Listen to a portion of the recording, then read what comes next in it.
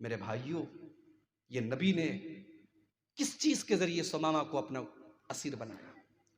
नबी अकरम सल्लल्लाहु अलैहि वसल्लम ने अपने अखलाक के जरिए, अपनी मोहब्बत के जरिए, अपनी मीठी जुबान के जरिए सुमामा इब्न उसाल के दिल को जीता है। तो लब जिहाद नाम का इस्लाम में कोई कॉन्सेप्ट ही नहीं है। हाँ, इसका उलट हो रहा है। इसका उलट क्या हो रहा है? मुसलमान लड़कियों को फेक आईडी बना करके, फेसबुक के ऊपर, मैसेंजर के ऊपर फेक आईडी बना करके पहले उससे राहो रस्म बढ़ाई जाती है। पहले उसके मैसेंजर में सलाम करके पूछा जाता है, बहन मैं इस्लाम के बारे में कुछ जानना चाहता हूं, क्या आप मेरी हेल्प करेंगी? ये बेचारी लड़की जिसने इस्लाम के बारे में कुछ पढ़ा भी नहीं, कुछ जाना भी नहीं, इसको लगा कि एक गैर मुस्लिम मुझसे इस्लाम के बारे में पूछ रहा है, ये फटाफट इस्लाम की तबलीग करने लगती है, उसको इस्लाम के बारे में बताने लगती है, ये बहुत बड़ी मुबल्लिगा बन जाती है। फिर उसके बाद धीरे धीरे बात आगे बढ़ती है। फिर सामने वाला कहता है, आप बड़ी अच्छी बातें करती हैं, क्या आपका व्हाट्सएप नंबर मिल सकता है, आपका मोबाइल नंबर मिल सकता है? फिर धीरे धीरे वो व्हाट्सएप नंबर लेता है, फिर तस्वीर मांगता है, फिर कॉल पर बातें करता है, फिर कभी चेहरे की तारीफ करता है, फिर कभी आवाज की तारीफ करता है, फिर धीरे धीरे मिलने पर उकसाता है। जब मिलता है तो फिर बदकारी और जनाकारी पर उकसाता है, और जब एक बार जनाकारी और बदकारी कर लेता है, उसका वीडियो बनाता है, उसको ब्लैकमेल करता है, और उस लड़की को जब तक पूरी तरीके से अपने जाल में न फंसा ले और उसकी इज्जत को खराब न कर दे, उसको मुर्तद न बना दे, तब तक उसको नहीं छोड़ता है। आप यकीन करेंगे मेरे भाई, ऐसे भी केस आए हैं। लड़की मुसलमान थी, इस तरीके से किसी के जाल में फंस गई, उसने उसको होटल पे बुलाया, जिनाकारी और बदकारी के लिए उसके साथ तैयार हुआ और उसका वीडियो बनाया, और जिनाकारी के दौरान उस लड़की की जुबान से उसने अल्लाह को गालियां दिलवाई हैं, रसूल को गालियां दिलवाई हैं, कुरान को गालियां दिलवाई हैं। ऐसे भी वीडियोस आए हैं और ऐसे भी केस आए हैं मेरे प्यारे साथियों। ये हालात है इस वक्त हमारी कौम के। सवाल ये है, इसको हम कंट्रोल कैसे करें? इसका रीजन क्या है? क्यों ऐसे हालात पैदा हो रहे हैं? तो सबसे पहली चीज जो मुझे समझ में आती है, इश्क का जो भूत है, पहले इसको उतारना पड़ेगा। मैं अपनी बहनों से कहना चाहूंगा, इस्लाम में इश्क नाम की कोई चीज नहीं है। जिसको तुम इश्क समझती हो, मोहब्बत समझती हो, वो हवस है, वो अट्रैक्शन है और कुछ नहीं है। इस्लाम के अंदर मोहब्बत सिर्फ एक होती है जो निकाह के जरिए वजूद में आती है, जो बीवी शौहर से करती है, शौहर बीवी से करता है, जो हलाल मोहब्बत है, जो जायज़ मोहब्बत है, जिस मोहब्बत में कोई रुकावट नहीं है, जिस मोहब्बत पे कोई एतराज़ नहीं है, जिस मोहब्बत के ऊपर कोई ऑब्जेक्शन नहीं है, ये वो मोहब्बत है जो अल्लाह ताला मियाँ बीवी के दिल में डालता है। अल्लाह ने कुरान में क्या फरमाया, वमिन आयातिही अन खलक़ लकुम मिन अनफुसिकुम अज़वाजन लितस्कुनू इलैहा व जअल बैनकुम मवद्दतन व रहमा। ऐ मेरे बंदो, अल्लाह ताला की बहुत बड़ी निशानी ये भी है कि उसने तुम्हारे लिए तुम्हारी बीवियों को बनाया जिनसे तुम्हें सुकून हासिल होता है, और अल्लाह ताला ने मियाँ बीवी, शौहर और बीवी के दिल में एक दूसरे की मोहब्बत पैदा कर दी और रहमत पैदा कर दी। ये सच्ची मोहब्बत होती है जो अल्लाह ताला निकाह के जरिए पैदा करता है।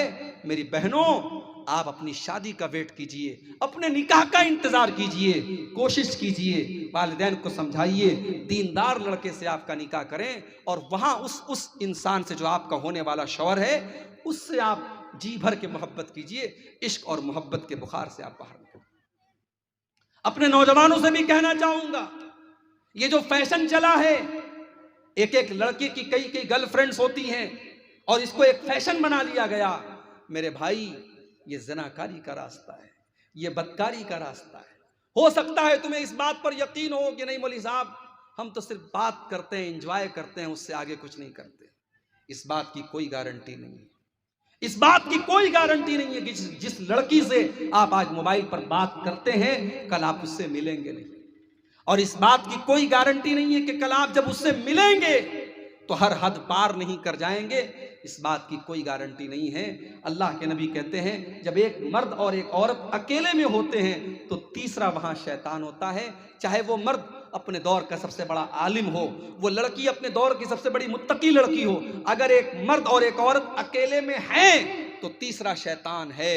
व्हाट्सएप पर आप किसी लड़की से चैटिंग कर रहे हैं, वहां भी तीसरा शैतान है।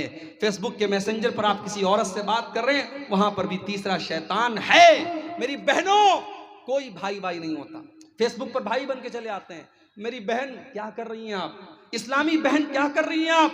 अरे इस्लाम के अंदर कोई इस्लामी बहन का कॉन्सेप्ट नहीं है।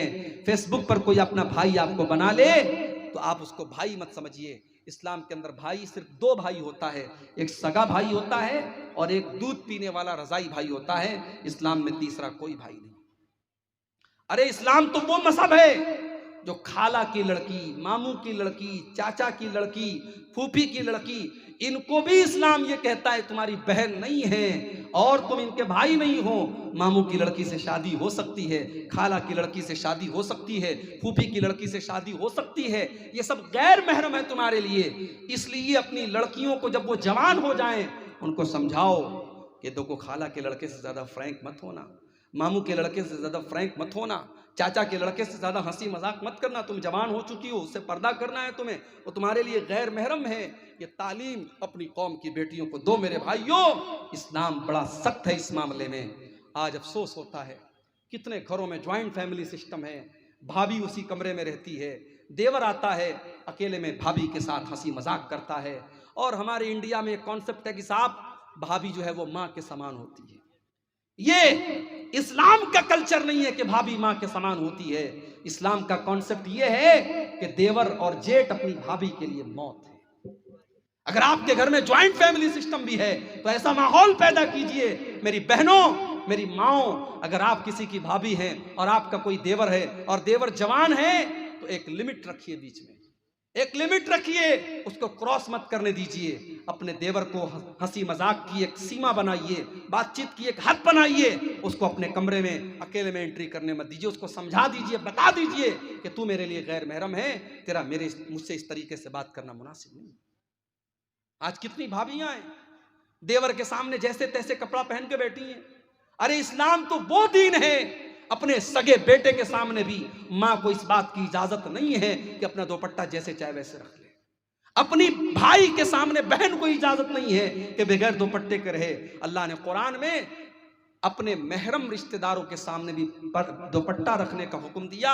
अल्लाह ने फरमाया वला यज़रिबन बिअरजुलिहिन्ना लियुअलम मा युख्फीना मिन ज़ीनतिहिन्ना। ऐ मुसलमान औरतों, वल यज़रिबन बिखुमुरिहिन्ना ला जुयूबिहिन्ना, अपने बेटे के सामने, अपने बाप के सामने, अपने ससुर के सामने, अपने भाई के सामने, अपने भांजे के सामने, अपने भतीजे के सामने भी अपना दुपट्टा हमेशा अपने सीने पर रखा करो। तुम्हारा दुपट्टा तुम्हारे गरेबान पर होना चाहिए। ये ना हो कि जहां तहां तुम अपना दुपट्टा रख लो। इस्लाम ने, कुरान ने दुपट्टा रखने का तरीका भी कुरान के अंदर बताया है। ओ मेरी प्यारी माँ बहनों, कितनी औरतें शौहर से कभी ढंग से बात नहीं करती हैं, लेकिन वही जब मोबाइल पर रिचार्ज करवाने दुकान पे जाती हैं बड़े प्यार से बात करती हैं। मार्केट में सामान लेने जाती हैं, दुकानदार से बड़े प्यार से बात करती हैं। शौहर से हमेशा बदतमीजी से बात की, शौहर को कभी मोहब्बत से प्यार से मुखातब नहीं किया और बाहर वालों को बड़े प्यार से बातें किया करती हैं। ओ मेरी प्यारी माँ बहनों, एक गैर महरम मर्द से एक मुसलमान औरत को अगर बात करना पड़ जाए तो कुरान में उसका भी तरीका बताया गया। अल्लाह ने फरमाया फला तख़ज़ान बिल क़ौलि फ़यत्मअल्लज़ी फ़ी क़ल्बिही मरज़। ऐ मुसलमान औरतों, जब तुम्हें किसी गैर महरम से बात करना पड़ जाए तो तुम्हारी आवाज़ के अंदर लचक नहीं होनी चाहिए, तुम्हारी आवाज़ के अंदर मिठास नहीं होनी चाहिए, तुम्हारी आवाज के अंदर कशिश नहीं होनी चाहिए। तुम कड़क अंदाज में बात करो, तुम टू द पॉइंट बात करो, तुम सख्त अंदाज में बात करो, और लेकिन जो बात करो सही बात करो, गाली गलौज से बदतमीजी से बात मत करो। यह है इस्लाम। इसलिए इस पर हमें और आपको तवज्जो देने की जरूरत है। मैं अपनी बहनों से कहना चाहूंगा कि इस्लाम की इन तालीमात को अपनाओ, अपने लिबास को इस्लामी लिबास बनाओ। आज अफसोस की बात है, ऐसे कपड़े मुसलमान घरों में पहने जा रहे हैं, ऐसी साड़ियां मुसलमान औरतें पहन रही हैं, ऐसे कपड़े मुसलमान लड़कियां पहन रही हैं जिन कपड़ों से उनका शरीर झलकता है, जो ट्रांसपेरेंट कपड़े हैं। पूरी आस्तीन नजर आ रही है, पूरी पीठ नजर आ रही है, पूरा पेट नजर आ रहा है, सीना नजर आ रहा है, जिस्म के आज़ा नजर आ रहे हैं। ये बेहूदगी, ये बदतमीजी, ये बेहयाई आज मुसलमान लड़कियों के अंदर भी पैदा हो रही है। और मुझे तो हैरत होती है उस उस भाई के ऊपर जो अपनी बहन के लिए ऐसा कपड़ा पसंद करता है, उस शौहर के ऊपर जो अपनी बीवी के लिए ऐसा कपड़ा पसंद करता है, उस बाप के ऊपर जो अपनी बेटी के लिए ऐसा कपड़ा पसंद करता है। अगर आपकी बेटी 7 साल की हो गई, 10 साल की हो गई, उसको छोटे छोटे कपड़े पहनाना बंद कर दो। उसके दिमाग में डालो कि वो मुसलमान लड़की है, उसको पूरा ड्रेस पहनाओ। जब वो घर से निकले तो पूरे कपड़े में निकले, ताकि जब वो 18 साल की हो जाए, 20 साल की हो जाए, तब उसको ये समझ में आ जाए कि मुझे क्या पहनना है। उसकी ट्रेनिंग मेरे प्यारे भाइयों 8 और 10 साल की उम्र से आपको करना है। अगर आपने 8-10 साल की उम्र में उसको छोटे छोटे कपड़े पहनाए तो 18 साल के होने के बाद भी वो छोटे कपड़े ही पहनेगी। और आज ऐसे कपड़े आम हैं जिन कपड़ों के बारे में अल्लाह के नबी ने फरमाया था कि जहन्नमी औरतों का कपड़ा है वो कपड़ा पहनने वाली औरतें जहन्नमी होंगी। वनिसाउन कासियातुन आरियातुन मुमीलातुन माइलातुन, ऐसी औरतें जहन्नम में जाएंगी जो कपड़ा पहनने के बावजूद नंगी होंगी, जो दूसरों को अपनी तरफ आकर्षित करेंगी और खुद उनकी तरफ माइल होंगी। रुऊसुहुन्ना कास्निमतिल बुख्तिल माइला, और उनके हेयर स्टाइल का हाल ये होगा जैसे ऊंट का कुहान होता है। ला यदखुलनल जन्ना, ऐसी औरतें जन्नत में नहीं जाएंगी, और जन्नत में जाना तो बहुत दूर की बात है। वला यजिदना रिहा, वो जन्नत की खुशबू भी नहीं पाएंगी। इसलिए मुसलमान औरत का लिबास सही होना चाहिए। ठीक है, आपके बंगाल में और बिहार में साड़ियाँ पहनी जाती हैं, साड़ी भी अगर आप अच्छे तरीके से पहने तो पूरे जिस्म को ढकने वाली साड़ी भी होती है, लेकिन घर के बाहर जब निकले तो सिर्फ साड़ी में ना निकले, मुकम्मल सर से पैर तक पर्दे में निकले। और घर के अंदर भी अगर है तो ऐसा कपड़ा पहने जिससे पूरा शरीर उसका ढका हो। ऐसा कपड़ा पहनने की इजाज़त नहीं है जिससे उसका शरीर नजर आए, अपने बाप के ही सामने क्यों ना हो, अपने भाई के सामने ही क्यों ना हो। तो ये पहली चीज है, इश्क और प्यार का चक्कर। दूसरी चीज, वालिदैन की लापरवाही भी बहुत बड़ी जिम्मेदारी बनती है वालिदैन की। आज जो लड़कियां मुर्तद हो रही हैं, इसके पीछे वालिदैन की भी बहुत बड़ी जिम्मेदारी है। आपने अपनी बच्चियों को पढ़ाया लिखाया, लेकिन आपने अपनी बेटियों को कभी यह नहीं बताया कि अल्लाह का मकाम क्या है, रसूल का मकाम क्या है, इस्लाम क्या है, ईमान क्या है। कभी आपने अपनी बेटी को यह नहीं बताया। मेरी प्यारी बहनों, आज प्राइमरी से लेकर हाई स्कूल तक, इंटर तक, ग्रेजुएशन तक आज तुम पढ़ाई कर लेती हो, लेकिन अल्लाह के बारे में कुछ नहीं पता, रसूल के बारे में कुछ नहीं पता, ईमान के बारे में कुछ नहीं पता, गुस्ल का तरीका तक नहीं मालूम, वजू का तरीका तक नहीं मालूम, पाकी के बारे में नहीं मालूम, नापाकी के बारे में नहीं मालूम।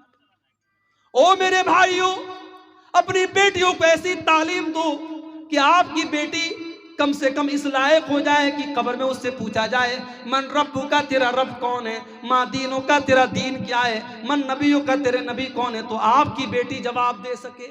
इतनी तालीम तो दो, अपने बच्चों को इतनी तालीम तो दो कि कल जब आपका इंतकाल हो और जनाजा की नमाज पढ़ी जाए तो आपका बेटा इस लायक हो कि खड़ा होकर के अपने बाप की जनाजे की नमाज पढ़ सके, मगफरत की दुआ कर सके।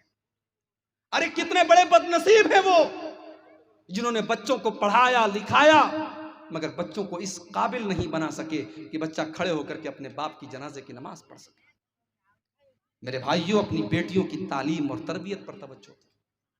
और मैं इसीलिए अक्सर कहता हूं, आपके कटिहार में और बिहार में बहुत सारी अहले हदीसों की मस्जिदें हैं जहां औरतों का इंतजाम नहीं है। साल में जलसा कराने पर 3 लाख 4 लाख रुपया खर्च कर लेंगे, और जलसा कराना मजबूरी भी है। मौली साहब, हमारे इलाके में जलसे के बगैर मस्जिद नहीं बन सकती, जलसे के बगैर मदरसा नहीं चल सकता, जलसा कराना मजबूरी है। जलसे बुरे नहीं हैं, जलसों को अगर थोड़ा सा सुधार दिया जाए, जलसे बुरे नहीं हैं। मगर आप मुझे एक बात अपने सीने पर, दिल पर हाथ रख के बताइए मेरे भाई, इतना खतरनाक दौर चल रहा है, फितनों का दौर चल रहा है, आपकी मस्जिद में औरतों का इंतजाम क्यों नहीं है? क्या आप इतने गरीब हैं? क्या आपके पास इतनी ताकत नहीं है कि आप अपनी मस्जिद में एक फ्लोर और बनवा दें और औरतों का इंतजाम करवा दें? जिस मस्जिद पर भी जुमा की नमाज होती है वहां औरतों का इंतजाम हर हाल में होना चाहिए, हर हाल में वहां औरतों का इंतजाम होना चाहिए। इसलिए कि साल में 52 जुमा होता है, और 52 जुमा में अगर आपके घर की औरतें जाएंगी, आधा घंटे की 52 तकरीरें सुनेंगी, बहुत सारी दीन की जानकारी आपके घर में आएगी, और बहुत सारे फितनों से आपके घर की बेटियां बचेंगी। मेरे भाइयों, ये अफसोस की बात है कि बिहार और बंगाल में अहले हदीसों के इलाकों में मस्जिदों में औरतों का इंतजाम नहीं। कितने इलाकों में ईद की नमाज में, ईदैन की नमाज में औरतों का इंतजाम नहीं है। अगर नहीं है तो इंतजाम कीजिए मेरे भाइयों। आज तो उन लोगों की भी आंख खुल गई है जो बेचारे कल तक फतवा देते थे कि मस्जिद में औरत का जाना फितना है, जो कल तक अहले हदीसों को बुरा भला कहते थे। इसी बिहार की सरजमीन के, गया की सरजमीन के एक आलिम दीन है, मैं नाम नहीं लूंगा, अहले हदीसों के खिलाफ बहुत तकरीर करते थे। किसी जमाने में उन्होंने अपनी एक तकरीर में कहा था कि अहले हदीसों, तुम अपनी औरतों को मस्जिद में भेजते हो, कभी हमारी मस्जिद पर भेजो, उसका रिजल्ट हम 9 महीने के बाद तुमको बता देंगे। इतनी गंदी, इतनी बेहुदा जुबान एक आलिम ने इस्तेमाल की थी और अहले हदीस औरतों का मजाक उड़ाया था। आज उनकी जुबान भी खुल रही है और वो कह रहे नहीं, हालात बहुत खराब हैं, अब औरतों को मस्जिद में भेजना चाहिए, अब जुमा की नमाज में औरतों का इंतजाम होना चाहिए। इसी तरीके से जलसा तो हो रहा है। आपके इलाके में बहुत सारे बनात के इदारे हैं, लड़कियां उन इदारों से पढ़ी हैं, फारिग हैं। उन लड़कियों के जरिए छोटे छोटे प्रोग्राम गांव-गांव में कराइए, घर घर में कराइए। 15 दिन पर 1 महीने में गांव के किसी एक घर में औरतें इकट्ठा हो जाएं और कोई पढ़ी लिखी लड़की, आलिमा लड़की, उनको कुछ कुरान की बातें बता दे, कुछ हदीस की बातें बता दे, कुछ मसले मसाइल बता दे। ये करने का काम है मेरे भाई। आज इस काम को अगर हमने नहीं किया, हमारी आने वाली नस्लें हमें माफ नहीं करेंगी। 10-15 साल के बाद हालात क्या होंगे आप सोच नहीं सकते हैं। कितनी तेजी से हमारी कौम के अंदर बिगाड़ आ रहा है, आप सोच नहीं सकते। और तीसरी जो वजह है मेरे भाई, लड़कियों के मुर्तद होने की तीसरी वजह, मोबाइल का बेजा इस्तेमाल। मैं ये नहीं कहता मोबाइल हराम है, मोबाइल इस्तेमाल मत करवाइए अपनी लड़कियों से, मगर आप मोबाइल देने के बाद नजर भी रखिए। रात को 2 बजे आपकी लड़कियां ऑनलाइन है, क्यों ऑनलाइन है भाई? ऐसा कौन सा इंपॉर्टेंट काम है रात को 2 बजे वो कर रही है? रात को 2:30 बजे वो बैठ करके कोने में बात कर रही है। मां को पता है, बाप को मालूम है कि मेरी बेटी बात कर रही है, मेरा बेटा बात कर रहा है, मगर यार सारा जमाना वही कर रहा है तो चलने दो। अगर हर आदमी यही सोच ले सारा जमाना वही कर रहा है तो ये गंदगी तो बढ़ती चली जाएगी ना। कम से कम हर आदमी अपने घर को तो बचाए, अपनी बेटी को तो बचाए, अपने बेटे को तो बचाए। मेरे भाइयों याद रखो, अगर मां के कदमों के नीचे जन्नत है और बाप जन्नत का दरवाजा है, तो हर बाप ये भी सुन ले, हर मां ये भी सुन ले कि अगर आपने अपनी औलाद की सही तरबियत नहीं की है तो ऐसी मां के लिए और ऐसे बाप के लिए जहन्नम की वईद भी है। अल्लाह के नबी फरमाते हैं, मा मिन अब्दिन यस्तरईहिल्लाहु रईयतन सुम्मा यमूतु यौम यमूतु, जिस इंसान के कंधे पर अल्लाह ताला कोई जिम्मेदारी डाल दे और अपनी जिम्मेदारी को वो सही तरीके से पूरा ना करे और उसी हाल में उसका इंतकाल हो जाए, इल्ला हर्रमल्लाहु अलैहिल जन्ना, ऐसे इंसान के ऊपर जन्नत हराम है। जन्नत हराम है, उस मां के लिए जन्नत हराम है इस मां ने अपनी बेटी पर नजर नहीं रखी। अपनी बेटी की कॉलेज की छुट्टी हो रही है 2 बजे, घर आ रही है वो 6 बजे, बाप को कोई फिक्र नहीं है, मां को कोई फिक्र नहीं है। नहीं मेरे भाई, आप तरबियत कीजिए, आप तवज्जो दीजिए और मोबाइल का इस्तेमाल जरूरत भर होना चाहिए। अपनी बहनों से कहना चाहूंगा, इंस्टाग्राम पर आईडी बना करके गैरों से बात करना बंद कर दो, व्हाट्सएप पर गैरों से चैटिंग करना बंद कर दो। कुछ लड़कियां होती हैं कहती हैं हम टाइम पास के लिए कर रहे हैं। माफ कीजिए, आपके टाइम पास करने के लिए बहुत सारे काम हैं, टाइम पास करने के लिए बहुत सारे काम हैं। आज यूट्यूब पर उलमा के बयानात हैं, आप बयानात सुन लीजिए, कोई इस्लामी चीज आप मोबाइल पर देख लीजिए, कोई हदीस याद कर लीजिए, कोई दुआ याद कर लीजिए, लेकिन अपने टाइम को इन फजूल चीजों में मत गवाइए मेरी बहनों, यह आपके लिए बहुत मोहलिक और खतरनाक है। अगर आपने इंस्टाग्राम पर और व्हाट्सएप पर और फेसबुक पर किसी को अपने पास आने दिया तो इस बात का डर मौजूद है कि कल वो आपको बहका करके ज़िनाकारी और बदकारी के रास्ते पे लेके जाएगा, आपकी इज्जत खराब कर देगा, आपकी दुनिया भी बर्बाद हो जाएगी और आपकी आखिरत भी बर्बाद हो जाएगी। इसलिए मोबाइल का इस्तेमाल भी बहुत एहतियात से करें। इसी तरीके से मेरे भाइयों, फितनों के इस दौर में हमारी और आपकी एक जिम्मेदारी और भी है, और वो ये है कि हम अपने घर के माहौल को दीनदार बनाएं। हम पहले खुद अपने आप को नेक बनाएं। हम जब नमाजी बनेंगे हमारे बच्चे भी नमाजी बनेंगे। जब माँ खुद पर्दादार होगी तो उसकी बेटी भी पर्दादार होगी, लेकिन जब माँ खुद बेहया होगी तो बेटी को क्या हया का सबक सिखाएगी? जब बाप खुद एक टाइम की नमाज नहीं पढ़ेगा बच्चों को क्या नमाजी बनाएगा? पहले अपने आप को सुधार लो मेरे भाई।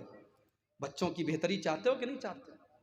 आज लोग अपनी औलाद के लिए इन्वेस्टमेंट करते हैं, जमीन खरीदते हैं, जायदाद खरीदते हैं, क्या क्या करते हैं। मैं एक काम आपसे करवाना चाहता हूं अपनी औलाद के लिए, बोलो करोगे कि नहीं करोगे? सिर्फ एक काम, अगर अपनी औलाद का भविष्य चाहते हो, अपनी औलाद का बेहतर भविष्य चाहते हो, एक काम कर लो। आज की पूरी तकरीर का खुलासा है, बस एक काम कर लो। क्या करना है?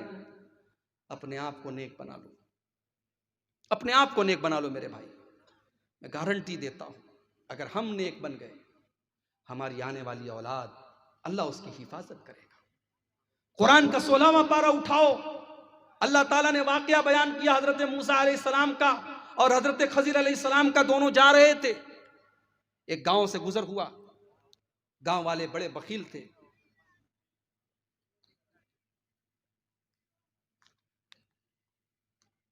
गांव वाले बड़े कंजूस थे। दोनों को भूख लगी थी, खाना मांगा, गांव में किसी ने खाना नहीं दिया। दोनों बेचारे थके हारे एक दीवार के सहारे बैठे हुए थे। अचानक हजरत खजर ने देखा कि एक मकान की दीवार गिरने वाली है। हजरत खजर बॉडी बिल्डर आदमी थे, खड़े हुए और अपने हाथ से दीवार को ठीक कर दिया।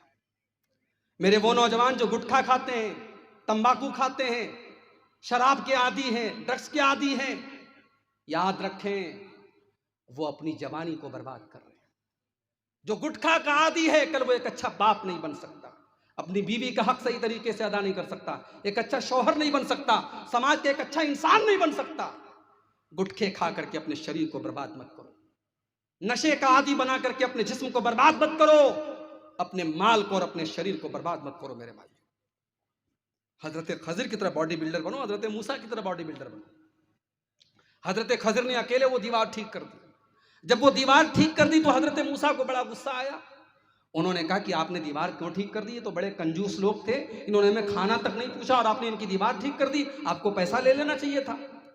तो हजरत खजर ने उसका जवाब दिया, कहा कि वो दीवार 2 यतीम बच्चों की दीवार थी।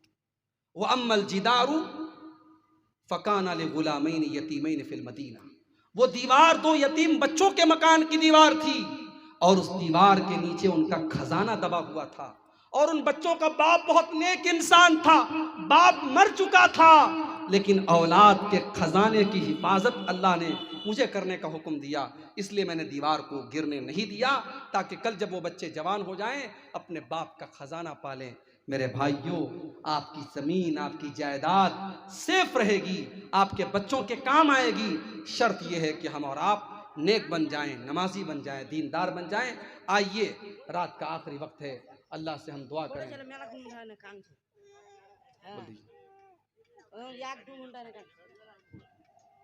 हेलो, একটা ছোট্ট ছেলে, ছোট্ট ছেলে হারিয়ে গেছে, তো এই স্টেজে আছে, দেখো ক্যামেরাতে